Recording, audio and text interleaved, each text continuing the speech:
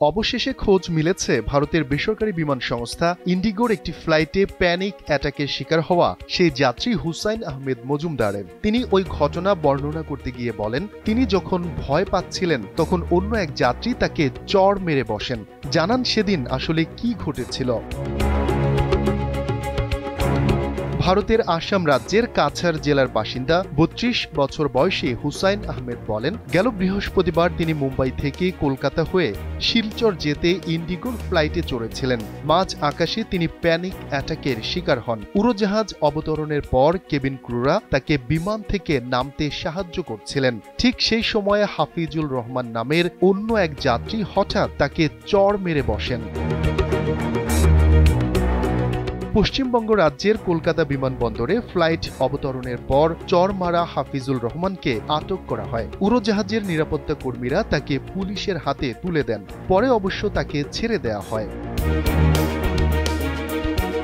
হুসাইন আহমেদ বলেন, আমি দিবাগত রাত ২টায় উড়োজাহাজে উঠেছিলাম। তখন খুব ভয় পাচ্ছিলাম, শরীর কাঁপছিল। তাই এক যাত্রীর পাশে গিয়ে বসি। তার নাম জিজ্ঞেস করলে তিনি বলেন হাফিজুল রহমান। আমি বুঝতে পারি তিনি মুসলিম, তাই আমি তাকে সালামও দিয়েছিলাম। তখনও আমি নার্ভাস ছিলাম। সেটা দেখেই তিনি নিয়ন্ত্রণ হারিয়ে আমাকে ৩ থেকে ৪ বার চড় মারেন।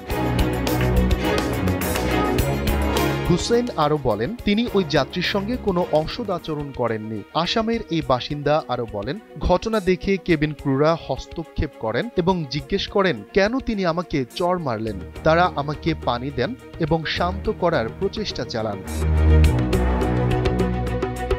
কলকাতা বিমানবন্দরে অবতরণের পর হুসেন মজুমদার ও অভিযুক্ত হাফিজুলকে জিজ্ঞাসাবাদের জন্য থানায় নিয়ে যাওয়া হয়। হুসেন বলেন, পরে তাকে থানা থেকে হাসপাতালে নিয়ে যাওয়ায় শিলচরের ফ্লাইটে তিনি আর উঠতে পারেননি। হুসেন আরো বলেন, চড় খাওয়ার কারণে মাথায় ব্যথা হচ্ছে এবং সহজে উঠতে পারছেন না তিনি।